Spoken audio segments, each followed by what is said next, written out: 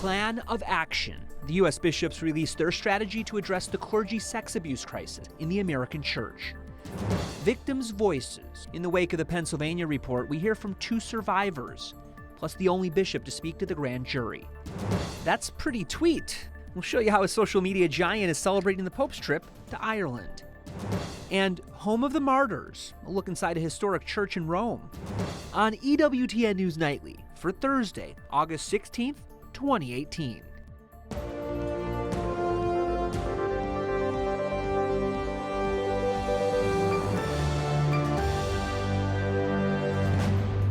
Thanks for joining us for news from a Catholic perspective. I'm Jason Calvi, in for Lauren Ashburn.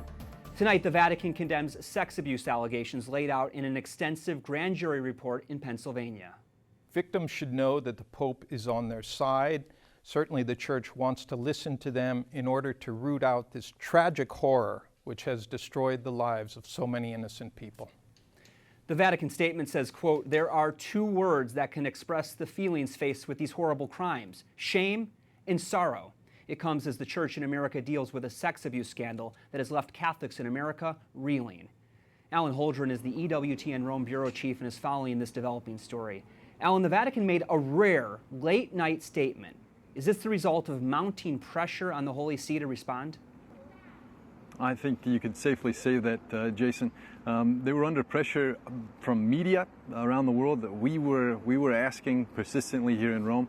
We got a call late tonight to come into the press office. As you said, it was very rare to get a statement this late in the evening, and also the presence of the press office director, Greg Burke, giving that statement in person to a select few media that were there. This is the slowest week of the year in Rome. I think it's safe to say around the 15th of August. Greg Burke told me that he actually he was on his days off, and he came back in early just to give this statement.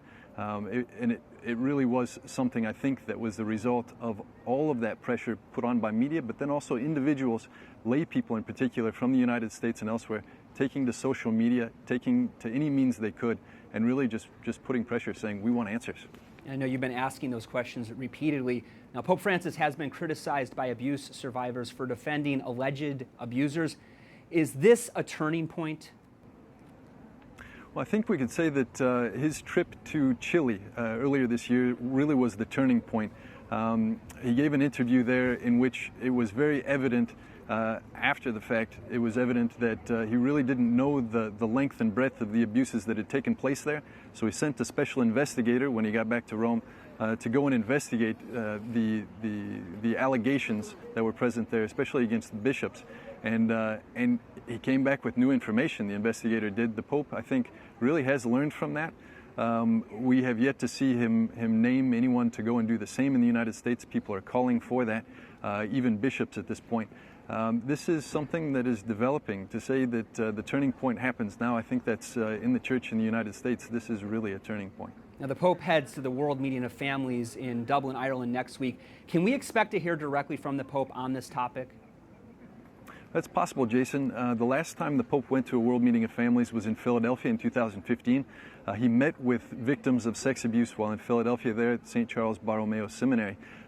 He also went off the cuff during one of his speeches, his addresses to thousands of people that were gathered there in Philadelphia for that World Meeting of Families, and he spoke about issues of the day. If you were to speak about one specific issue of today, something that is really affecting a lot of people and affecting a lot of families, has affected a lot of families, that's something that he could address there in Dublin when he's there next week. That would really be something speaking to the struggles that people are facing today. There will be, during the meetings, a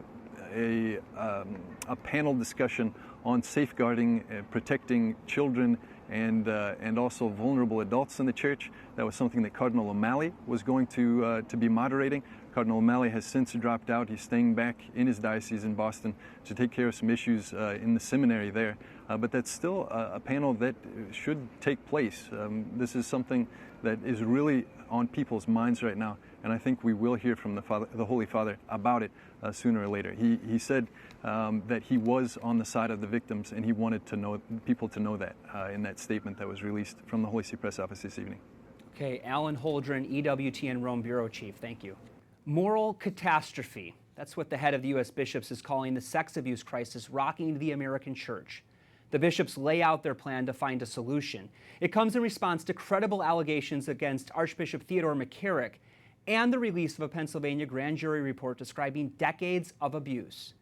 Cardinal Daniel DiNardo says the bishops have three goals. First, a Vatican investigation into McCarrick that involves lay people. Two, confidential channels to report complaints against bishops. And three, better procedures to resolve those complaints. In a statement today, DiNardo says, quote, "We already know that one root cause is the failure of Episcopal leadership. The result was that scores of beloved children of God were abandoned to face an abuse of power alone." Joining me now is Bishop Lawrence Persico of the Diocese of Erie. Your Excellency, thanks for joining us. Thank you. Glad to be here. The Vatican just broke its silence on this abuse crisis in America. The bishops say they will invite the Vatican to investigate. In your view, should bishops who knew about or covered up abuse resign? I think they should. I think that we need complete transparency. If we're going to get the trust of the people back, we have to be able to demonstrate it. And I know talking to lay Catholics, they are angry, they are upset, they're horrified by what they read in that grand jury report in Pennsylvania. How in the world are you going to get their trust back? Well, as I've been saying, we can talk about transparency, the truth, but much is going to depend upon our deeds. How do we carry that transparency out? And how do we act moving forward? That's going to be key to all of this. And we have to show that we mean what we're saying. American bishops, though, did issue the Dallas Charter back in 2002, and that was supposed to protect young people. Yet here we are again. So how can anyone believe that the new reforms will actually work? Well, that gets back to what I was saying, that we need this transparency, and we also need action. So that if there were bishops or other leaders who are negligent, then they need to be removed. And when you refer, because the more we cover up, the more we cover up, the less credibility we have. So when you refer to transparency again and again, what does that mean in your mind? It means that we're truthful about what has happened, that we don't try to hide this stuff in secrecy. I think it's become very clear to me as one of the dioceses involved in the grand jury, and in seeing all of the testimony and everything else that came out in the grand jury report, it's very clear to me it was a failure of leadership. We need to do better. One of the things the grand jury found in your diocese, 41 clergy are called by that report predator priests. So what was your reaction to reading through that report? I found it disturbing, maybe disgusting. It annoyed me to see how, it angered me to see how these priests abused children, people entrusted to their care, people that they looked up to, people that had a responsibility to them. And what did they do? They abused them. So I think it was a real awakening on how we have to change the way we work. Now, obviously, that was 70 years of information. Most of that is from the 70s, 80s, and 90s. Going forward, there's less, but still, we have to be on guard. What caused that break? I mean, you refer to after the 2000s, things got a lot better, but what caused that change in your mind? Well, I think getting back to the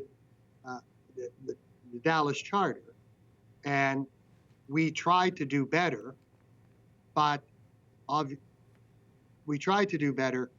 we still are not good enough yet. 1,000 victims are, I mean, it's heartbreaking to hear their stories in that grand jury report. 1,000 victims in Pennsylvania in those 6 out of 8 dioceses. Have you had a chance to meet with any of those victims yet? I've been constantly meeting with victims, yes. I have the meeting tomorrow with one. I've talked to some on the phone. So one thing about our diocese, we've been proactive about this since it all started. And we were very early on, we publicized credible allegations against priests and laity, men and women. They're on our website. Okay, well, Bishop Lawrence Persico of the Diocese of Erie, thank you for making time for us today. You're welcome. Thank you. Survivors share their heartbreaking stories. This Pennsylvania man says he was sexually abused by a priest in the 1980s. You know, they find somebody that they can believe in, especially a man of God, that you put all your trust in. And then later on, they, at some point, destroy that trust. And that is traumatic. The physical is traumatic, but the emotional, psychological damage that's done is also traumatic. Jim Van Sickle says he has not ruled out coming back to the church, but he's watching how the bishops handle the scandal. Another survivor says she's not confident there will be change, and every day she still struggles. I don't know what to believe anymore. I don't know, because everything they taught me, I believe was a lie. Other than my faith in God, that's still there. Julianne Boritz was abused in 1965 when she was a freshman at Allentown Central Catholic High School. The priest who abused her taught religion.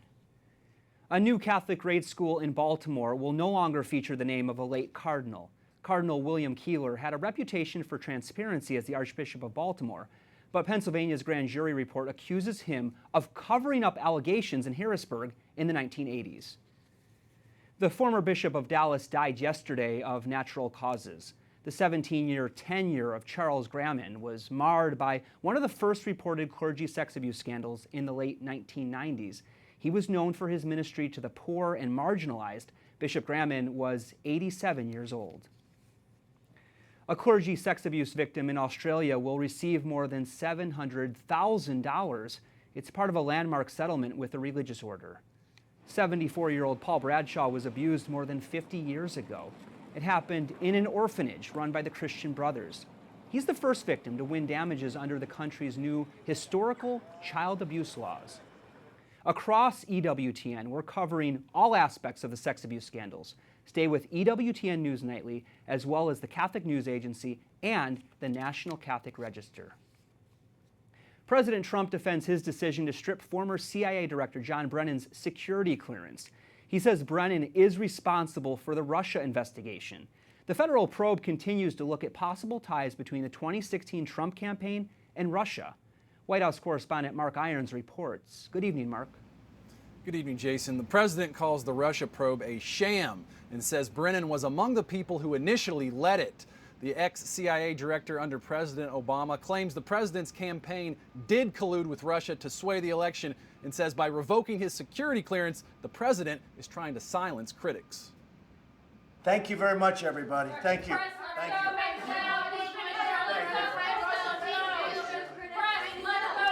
The president's silent today when reporters pushed for answers about why he cut John Brennan's security clearance. But the former CIA director loud and clear on Twitter. He says this action is part of a broader effort by Mr. Trump to suppress freedom of speech and punish critics. It should gravely worry all Americans, including intelligence professionals, about the cost of speaking out. My principles are worth far more than clearances. I will not relent. Press Secretary Sarah Sanders yesterday laid out the president's case against Brennan and the threat she says he poses. Mr. Brennan's line and recent conduct, characterized by increasingly frenzied commentary, is wholly inconsistent with access to the nation's most closely held secrets and facilities, the very aim of our adversaries, which is to sow division and chaos. The White House denies the president is only going after his political critics, but it says other former officials may be next. James Clapper, James Comey, Michael Hayden, Sally Yates, Susan Rice, Andrew McCabe, Peter Strzok, Lisa Page, and Bruce Orr. James Clapper is the former director of national intelligence. He says he hasn't had access to top secret information since he left government, and the president is sending a bad signal. There's a very chilling message here to people in the intelligence community. If you tee up intelligence that the president doesn't like, you may risk losing your clearance and thereby your job. Democrats say the president is compiling an enemies list, that being a reference to the Nixon White House keeping track of political opponents to target. Jason? Mark, I'm wondering what role former national security officials actually play in the current intelligence community. Well, former officials are typically allowed to keep their clearances in case they need to advise their successors, but the president says he doesn't trust many of the people on that list of names. Jason? White House correspondent Mark Irons. And the jury begins deliberations in the trial of President Trump's former campaign manager. Paul Manafort is accused of bank fraud and tax evasion. He denies the charges. Funerals start for the 34 students killed yesterday in Kabul, Afghanistan, by a suicide bomber. The Islamic State claims responsibility for the classroom bombing. Also near the capital, ISIS gunmen attacked an Afghan intelligence compound. It's the latest in a violent campaign lasting more than a week. And we're getting a closer look at the damage of a bridge collapse earlier this week in Italy. 39 people died. It happened on a busy highway between Italy and France. Rescuers are still searching for possible survivors. Nearly 24 people may be missing. The unmistakable sign of flower power. A carpet of more than 500,000 flowers is unveiled in Brussels, Belgium. The design is based on symbols and themes from Mexico. The so-called flower carpet is used once every 2 years. You can see it in the center of the historic market square, but hurry up, it's only on display until Sunday. Coming up, we'll give you a tour of a church in Rome with an ancient surprise and remembering the Queen of Soul.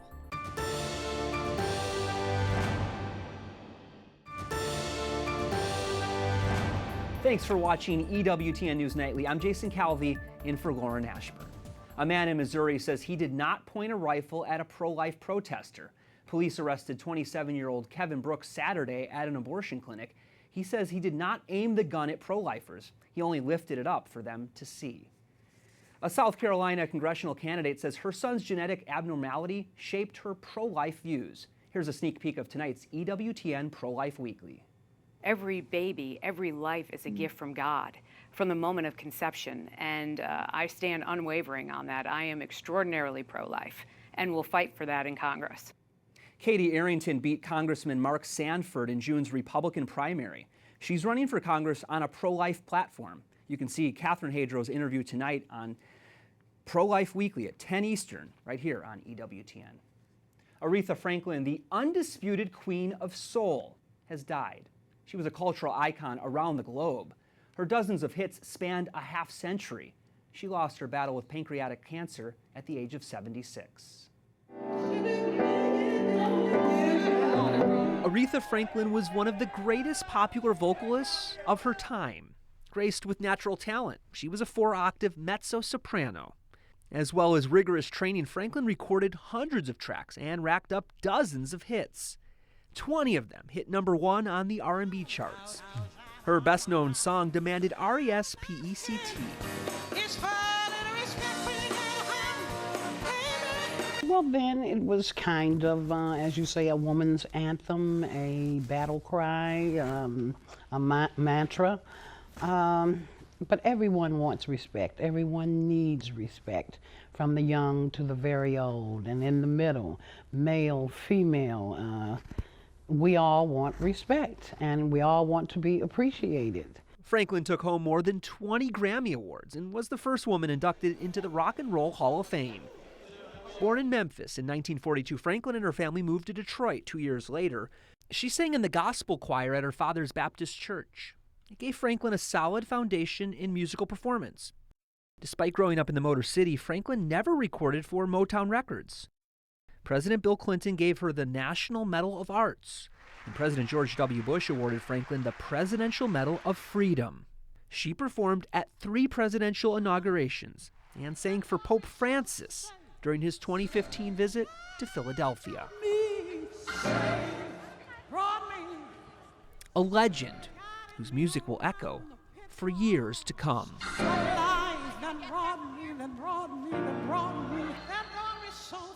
The loss of the Queen of Soul comes on the 41st anniversary of the death of the king of rock and roll, Elvis Presley. He died on this day in 1977. Up next, Twitter honors the Pope's upcoming trip to Ireland, and a look inside the ancient home of two of the most famous martyrs.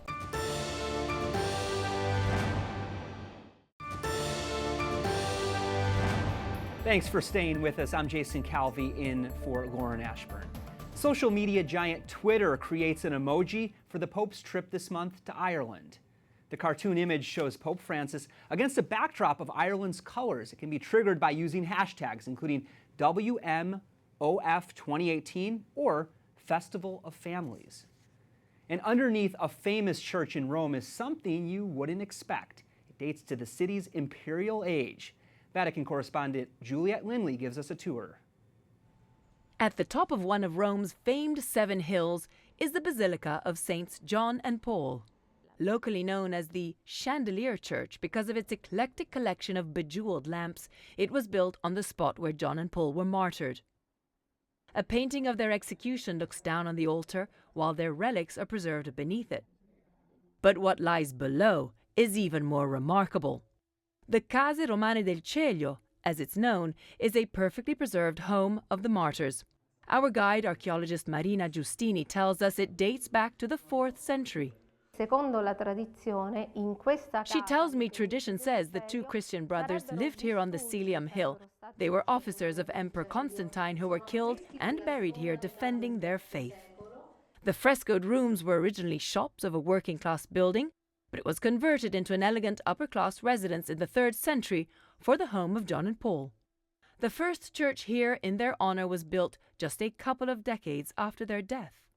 The archaeologist tells me this fresco depicting a woman bent in a typical prayer position allows us to imagine this could have been a home in which early Christians met to pray.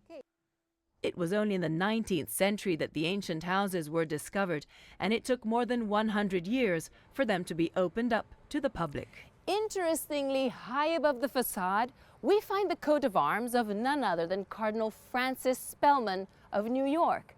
Back in 1946, when he was made a cardinal, his good friend Pope Pius XII assigned this basilica as his church in the Eternal City. In Rome, Juliette Lindley, EWTN News Nightly. What a spectacular story, and the videography there was so amazing. Thank you to our Rome team.